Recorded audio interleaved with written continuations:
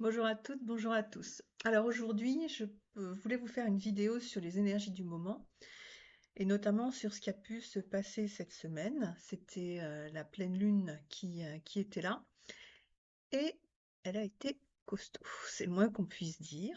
Je vois bien que parmi mes clients, ça a énormément secoué. Alors après, tout dépend aussi de notre capacité à ressentir, hein. C'est toujours pareil, notre sensibilité par rapport justement aux lunes notamment, ben, on voit ça au niveau des thèmes astraux sur où est positionnée la lune quand au moment de notre naissance, pardon.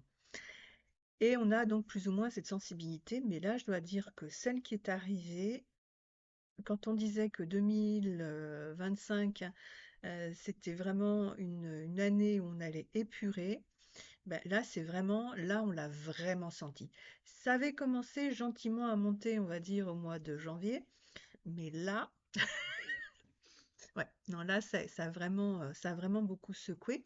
Et c'est venu chercher dans vraiment les zones d'épuration où la personne avait l'impression presque de revenir en arrière et de se retrouver à nouveau avec des choses qui sont de la survie, de l'ordre de la survie.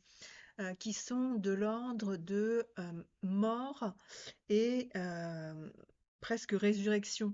Euh, voilà, dire des moments de vie où on a cru qu'on allait peut-être mourir, et en fait qui étaient des épurations, et où du coup, bah, derrière, hop, on a récupéré l'énergie, on a réussi à dépasser ça, puis ça allait mieux.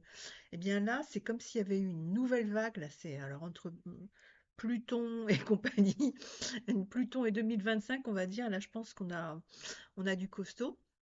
Et effectivement, ces épurations étaient extrêmement profondes, extrêmement fatigantes, et c'est retraverser des phases où on va pas bien. Alors, ce qui a été noté, enfin, ce que j'ai pu noter aussi, c'est que pour certaines personnes qui sont en parcours FJ, eh bien, il y avait comme une forme d'épuration inversée.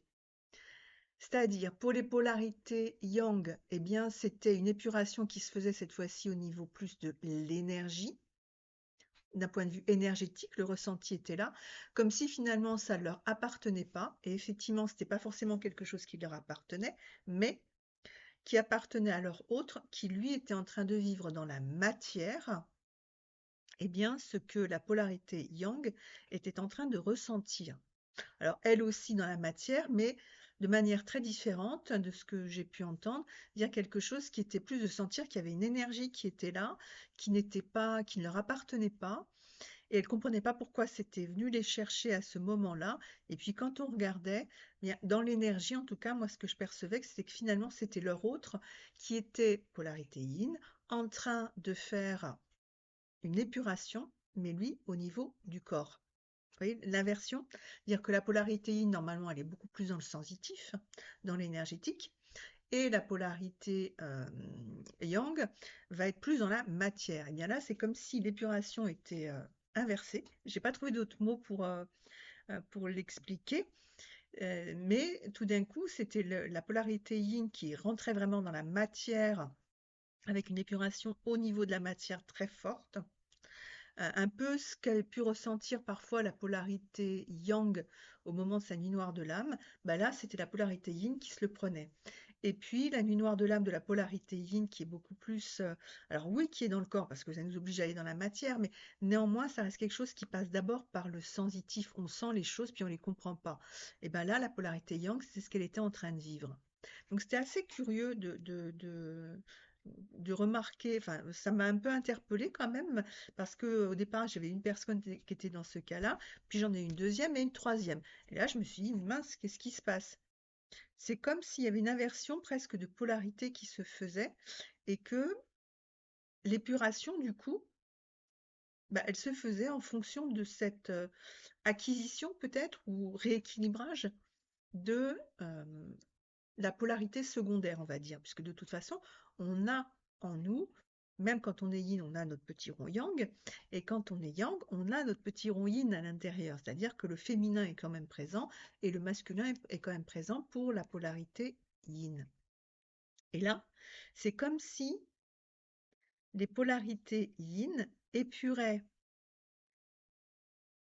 leur côté masculin et les polarités yang épuraient leur côté féminin.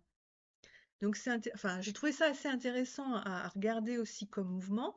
Alors, je ne sais pas si ça va parler à beaucoup de monde dans ceux qui me suivent.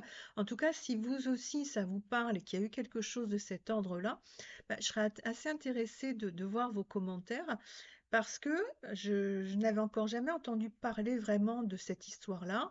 On parlait de rééquilibrage, mais pas d'épuration. Et là, c'est vraiment une épuration qui s'est faite. Et dans cette épuration, il y avait quand même cette notion de mort qui était extrêmement présente.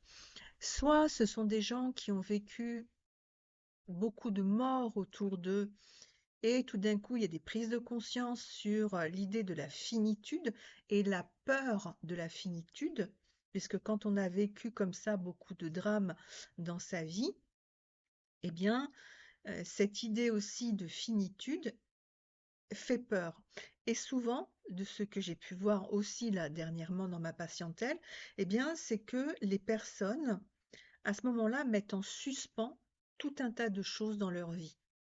Comme si il y avait un mécanisme de défense qui disait, OK, si je mets en suspens, il m'arrivera rien.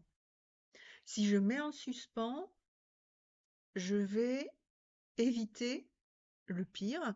Alors la mort, oui, mais souvent c'est des gens qui ont connu des morts autour d'eux très violentes. C'est à chaque fois, ça a fait comme des micro-traumas, pardon. Et c'est des personnes, en tout cas dans les personnes que j'ai dans ma patientèle, dans ma clientèle, là, c'est surtout des personnes qui du coup, là, sont en arrêt total. C'est-à-dire leur vie est suspendue. Elles sont plus en capacité de travailler parce qu'elles vont pas assez bien pour pouvoir le faire.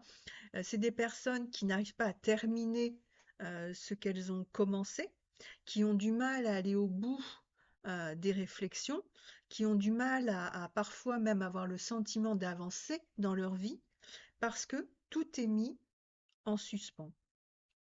Et donc ça aussi, je trouvais que ça pouvait être intéressant pour vous que j'en parle, pour que vous regardiez si vous aussi vous avez comme ça des choses en suspens dans votre vie. Essayez de regarder peut-être du côté de la mort autour de vous. Ça peut être des morts violentes dans la famille, mais aussi dans un voisinage, ou bien quand vous étiez gamin à l'école, ou bien à l'adolescence. On sait que les adolescents, il y a un comportement à risque qui est là, et il y a quand même pas mal d'ados qui du coup font des passages à l'acte, soit sous forme de suicide, soit sous forme de comportement à risque qui entraîne derrière, eh bien, effectivement, un décès. Donc, je vous invite à regarder un petit peu cette piste pour vous, au cas où, parce que ça pourrait être intéressant aussi à ce moment-là, eh bien, que vous commenciez à regarder tous ces deuils que peut-être vous n'avez pas terminés, parce que ne pas terminer un deuil, bah, c'est comme si on essayait de maintenir la personne qui est morte encore quelque part présente. Il y a une espèce de déni à ce moment-là qui se met en place et qui empêche d'aller jusqu'au bout et de pouvoir reprendre sa vie. Parce que ça sert à ça, un deuil. Un deuil, ça permet à un moment donné d'accepter que la personne ne soit plus là. On est suffisamment rempli de tout un tas de souvenirs. On a fait un travail de deuil, en tout cas, dans lequel on va passer toutes les étapes. Le déni, la colère, la tristesse, l'acceptation, la joie. Bien, tout ce process, à un moment, peut être bloqué à différents stades. Soit parce que la personne ne veut pas y croire, elle reste dans le déni, en se disant ben, si on n'a pas retrouvé le corps, ben, si ça se trouve, il est encore vivant. Ou oui, ben, de toute façon, moi je ne l'ai pas vu, donc je ne suis même pas sûre que ce soit la personne ou que ce soit lui qui soit vraiment décédé. Mais il y a tout un tas comme ça de mécanismes psychiques qui font qu'à un moment donné, on peut arrêter. Des personnes qui ne veulent jamais rentrer dans la colère ou dans la tristesse. Alors parfois, c'est plus facile de rentrer dans la colère que dans la tristesse. Pour d'autres, ça va être plus facile de rentrer dans la tristesse que dans la colère. Dans la colère, c'est le moment où, quelque part, ben, on peut être en colère après ce qui s'est passé, on peut être en colère après la vie, on peut être en colère après la personne qui a provoqué ce décès aussi peut-être, ou la maladie, d'accord? Mais il y a tout un process comme ça qui nous amène au bout d'un moment à une forme d'acceptation, dans le sens où ben, on se souvient à ce moment-là de tous les bons moments qu'on a pu avoir avec la personne, et c'est ce process qui va permettre d'accepter que la personne ne soit plus là, qu'elle soit morte, et que on ne la reverra pas. En tout cas, pas sur ce plan-là. Donc, quand il y a blocage comme ça, souvent la personne, c'est parce qu'elle ne veut pas aller jusqu'au bout. Elle reste en suspens.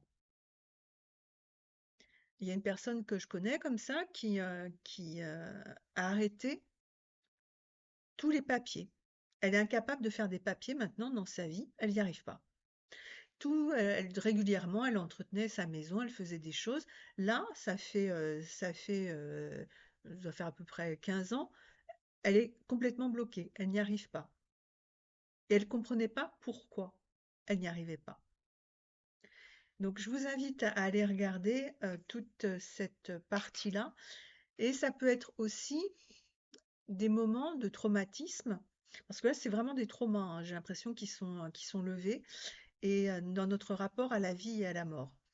Et dans cette épuration, il y a le niveau aussi de survie. Les moments où, par exemple, vous avez eu peur d'être attaqué, vous avez été cambriolé, des moments comme ça qui sont importants dans sa vie, qui forment des traumatismes. Vous avez eu un accident de voiture, bon, vous en êtes sorti, mais peut-être qu'il y a eu un décès dans votre voiture ou dans la voiture d'en face. Ça peut être ça.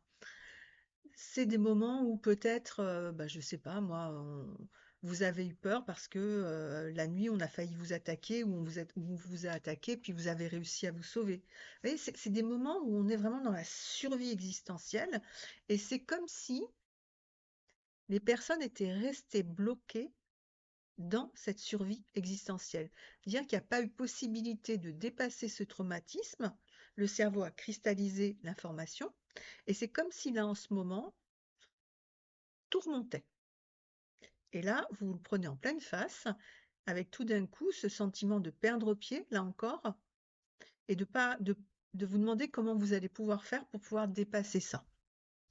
Si c'est le cas, si c'est vraiment trop compliqué, n'hésitez pas à prendre rendez-vous avec moi. Je vous rappelle mon mail sophie.coutelier@yahoo.fr pour qu'on puisse regarder puis vous aider peut-être aussi à reprendre justement en main votre vie pour pas rester bloqué derrière un process qui est un process de l'ordre d'un traumatisme et qui fait que derrière, bah, vous n'arrivez pas à avancer. De toute façon, en ce moment, là, il y a ce process, cette épuration qui est là,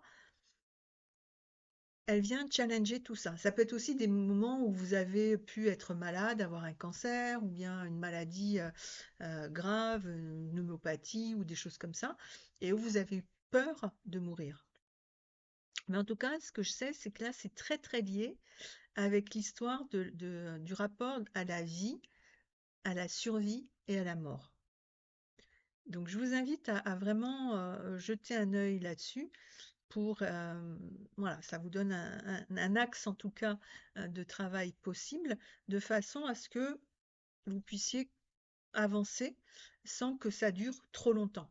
Quand on a déjà bien cheminé, je vois aussi la différence avec ceux puis je vois aussi pour moi, hein, quand on a pas mal cheminé, c'est des moments bon, qui sont inconfortables, mais on a rapidement la réponse et du coup derrière, poum, c'est bon, on peut dépasser Nouveau. les choses. Prenez Ouais. courage, à un moment donné, ça va pouvoir aller mieux, ce sera plus facile. Néanmoins, voilà ce qui se trame en ce moment. Voilà pourquoi aussi peut-être vous avez du mal à dormir, parce que ben, bien souvent, comme on est sur des choses qui sont quand même assez dures, c'est-à-dire la notion de mort, de survie, de traumatisme, ben, tout ça, c'est dur. Et bien souvent, c'est le moment où on va essayer de s'occuper beaucoup dans la journée.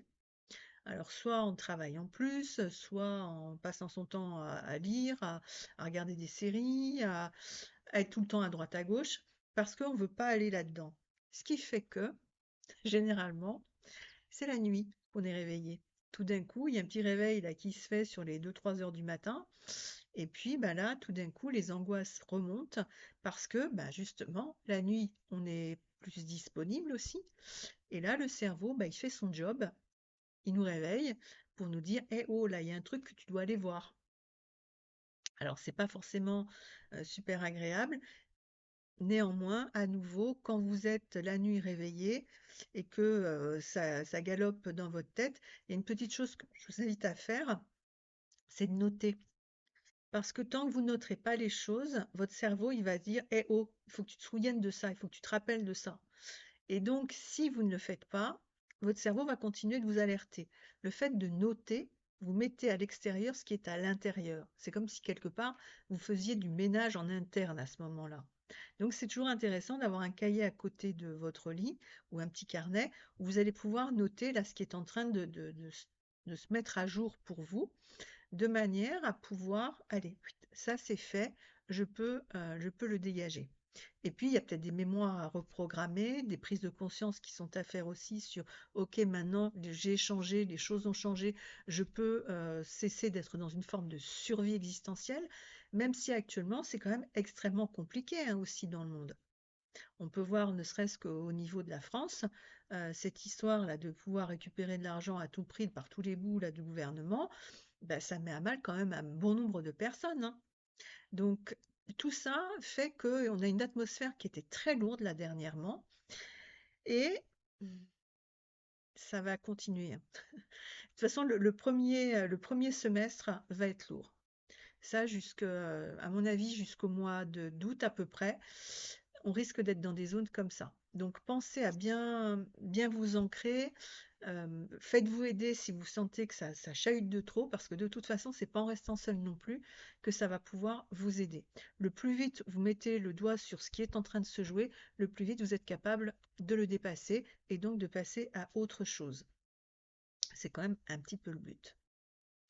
Ok? Donc par rapport aux flammes jumelles plus spécifiquement, il y a quand même à regarder donc cet effet miroir inversé, là, polarité inversée du coup. Et là, j'attends aussi bien vos commentaires pour savoir un petit peu ce qui s'est passé pour vous. Sur ce, je vous dis à très bientôt.